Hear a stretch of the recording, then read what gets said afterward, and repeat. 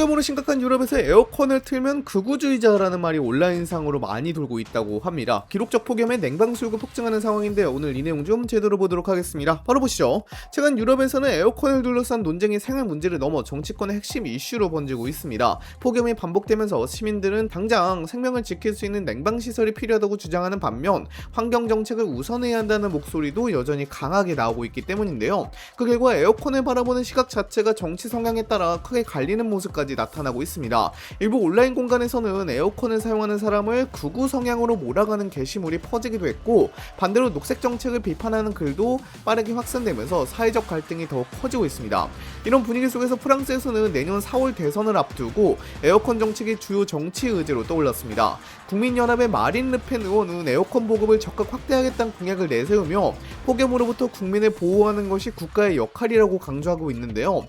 같은 당의 장 필리프 탕기 의원도 2003년 대규모 폭염 이후 국가 차원의 냉방 인프라 확충이 이루어졌어 했지만 오랜 기간 정치권의 인식 때문에 충분한 대응이 이루어지지 못했다고 비판했습니다. 폭염으로 인한 사망자가 반복해서 발생하는 상황에서 더 이상 냉방 시설은 정치적 논쟁거리로 남겨둘 수 없다는 주장입니다. 반면 진보 진영은 에어컨을 대규모로 보급하는 방식에는 신중해야 한다는 입장을 유지하고 있습니다. 굴복하지 않는 프랑스의 장리크 멜랑쇼 대표는 에어컨 보급 확대가 전력 소비를 늘리고 기후변화를 더욱 심화시킬 수 있다고 지적했는데요.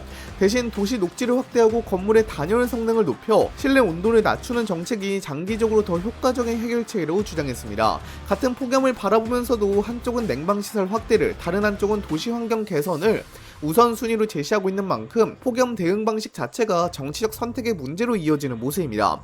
이게 프랑스만 그런 것이 아닙니다. 독일에서도 에어컨을 둘러싼 정치 갈등이 번지고 있는데요. 현재 독일 내 정당 지지율 1위는 독일 대한당입니다. 강경 우익 성향으로 유명한데요. 독일 대한당 소속 마르크 베르나르트 건설 담당 대변인은 에너지 효율 등급 같은 기후 히스테리가 에어컨 설치를 막는 건설 정책을 낳았고, 그 결과 폭염 사망자가 늘고 있다며 기후 이데올로기의 재단 위에서 시민들이 희생되는 일을 막겠다고 밝혔습니다. 그런데 그에 비해 녹색당 같은 경우에는 에어컨 필요성을 인정하면서도 지붕에 태양광 패널을 설치하는 경우에만 에어컨 보조금을 지급해야 한다는 입장을 내비쳤죠.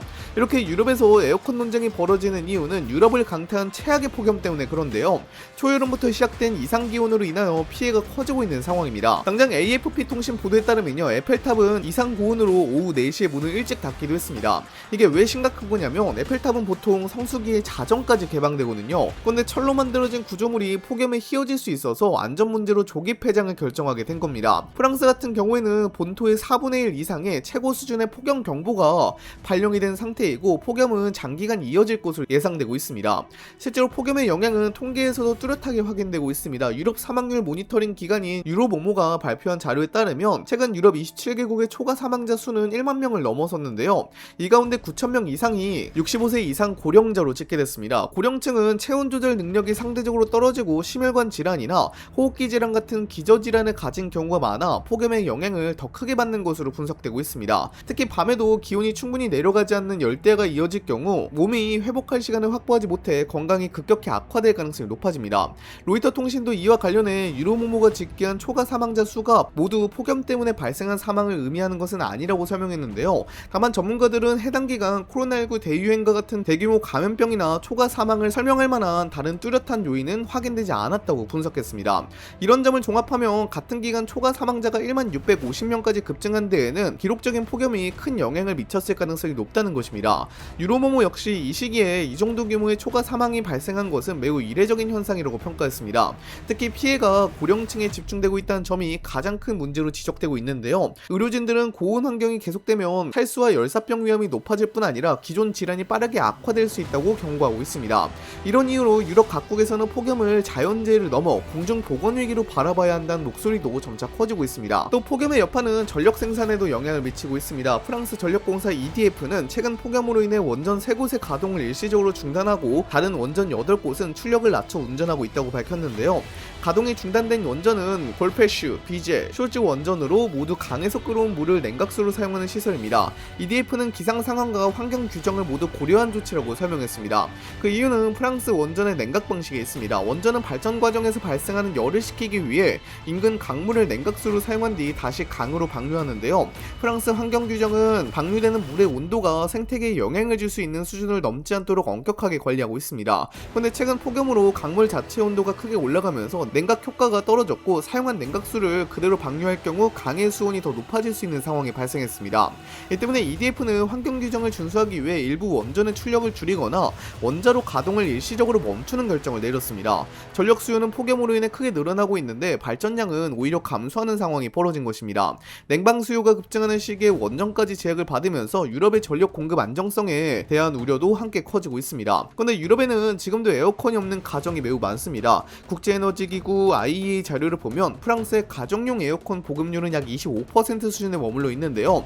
남유럽 국가인 스페인과 이탈리아도 약 45% 정도에 그칩니다. 미국이 약 90%, 한국이 약 86% 수준인 것과 비교하면 상당한 차이가 나는 수치입니다. 지금도 유럽에서는 여름철 냉방을 에어컨보다 선풍기나 차양막, 두꺼운 벽체를 활용한 자연 냉방 방식으로 해결하는 가정이 적지 않습니다. 이처럼 에어컨 보급이 늦어진 이유는 정치적 배경과 환경적 배경이 함께 작용했기 때문인데요. 먼저 정치적인 측면을 보면 유럽 여러 국가는 오랫동안 탄소 배출을 줄이는 정책을 국가 운영의 중요한 목표로 삼아왔습니다. 전력 소비를 줄이고 에너지 효율을 높이는 정책이 꾸준히 추진되면서 에어컨 역시 가급적 사용을 줄여야 하는 시설이라는 인식이 자리 잡게 됐습니다. 프랑스 파리에서는 자전거 이용 확대와 녹지 조성, 자동차 운행 제한 같은 친환경 정책이 적극 추진됐고 도시를 에어컨에 의존하지 않는 방향으로 바꾸겠다는 목표도 제시됐습니다. 건축 규제도 큰 영향을 미쳤습니다. 유럽은 역사적 건축물과 도시 경관을 매우 중요하게 관리하는 지역인데요. 건물 외벽에 실외기를 설치하면 외관을 훼손할 수 있다는 이유로 엄격한 규제를 적용하는 곳이 많습니다. 특히 파리에서는 실외기 설치를 위해 여러 행정 절차와 주민 동의, 건축 관련 심사를 거쳐하는 경우가 있으며 문화재나 역사적 가치가 높은 건물은 설치 자체가 허용되지 않는 사례도 있습니다. 허가를 받더라도 공사 비용이 크게 늘어나고 설치 이후에도 소음 기준을 충족하지 못하면 철거 명령을 받을 수 있어 에어컨 설치를 포기하는 사례도 적지 않습니다. 환경적인 배경도 무시할 수 없습니다. 유럽은 오랫동안 서한 해양성 기후의 영향을 받아 여름철 기온이 비교적 온화했고 밤에는 기온이 내려가는 경우가 많았습니다. 그래서 창문을 열거나 차양을 설치하는 것만으로도 더위를 견딜 수 있다는 인식이 오랫동안 이어졌습니다. 에어컨은 꼭 필요한 생활 필수품이라기보다 일부 지역에서 사용하는 가전제품 정도로 받아들여졌던 것이죠. 하지만 최근에는 기후변화로 폭염과 열대야가 잦아지면서 기존 방식만으로는 더위를 견디기 어려워졌고 냉방 인프라가 부족했던 유럽 사회는 예상보다 훨씬 큰 어려움을 겪게 됐습니다. 물론 유럽 정치권에서 극렬하게 논쟁이 이어지고 있긴 하지만요. 일단 사람이 죽고 있기 때문에 앞으로 녹색 정책은 바뀌지 않을까 싶습니다. 유럽은 지난 22년 동안 탄소 중립과 온실가스 감축을 국가 정책의 중심에 두고 친환경 정책을 꾸준히 확대해왔는데요. 에너지 절약과 건물의 에너지 효율 향상, 친환경 교통수단 확대 같은 정책도 이런 흐름 속에서 추진됐습니다. 하지만 최근에는 기록적인 폭염이 반복되면서 정책의 우선순위를 다시 점검해야 한다는 목소리가 커지고 있습니다. 기후위기에 대응하는 것도 중요하지만 당장 폭염으로부터 시민의 생명과 건강을 보호하는 일 역시 국가가 해결해야 할 과제라는 주장입니다. 실제로 정치권과 언론에서는 기존 정책을 유지하기보다 현실에 맞게 보완해야 한다는 의견이 점차 늘어나고 있습니다. 병원과 요양시설, 학교 같은 공공시설에는 냉방 설비를 적극 확대하고 에너지 효율이 높은 에어컨 보급을 지원하는 방향으로 정책을 수정해야 한다는 주장도 나오고 있는데요. 앞으로 유럽에서는 친환경 정책을 유지하면서도 폭염 대응을 강화하는 방향으로 제도가 조정될 가능성이 있다는 전망이 이어지고 있습니다. 이번 에어컨 논쟁은 냉방기기 하나를 둘러싼 갈등을 넘어 유럽 사회가 기후 정책과 시민 안전 사이에서 어떤 균형점을 선택할 것인지 시험대에 오른 사건으로 평가받고 있습니다.